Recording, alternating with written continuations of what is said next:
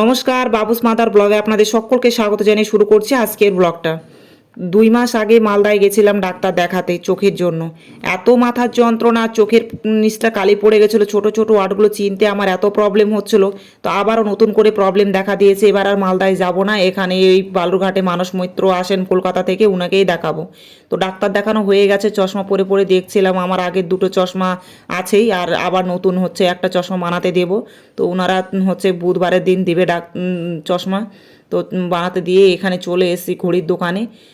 আমার হাজব্যান্ডের আগের ঘড়িটা খারাপ হয়ে গেছে, তো ঘড়ি দেখব। তো যেই দোকানে গেছি সেই দোকানে ঘড়ি আর পছন্দ হয়নি, পাশে আর একটা দোকান আছে সেখানে এসেছি। তো ঘড়ি দেখতে এসে আমার হাজব্যান্ড বলছে তোমার একটা গোল্ডেন কালারের ঘড়ির পছন্দ, তো তুমিও একটা ঘড়ি নাও। তো দুজনেই আমাদের ঘড়ি নেওয়া হয়ে গেছে।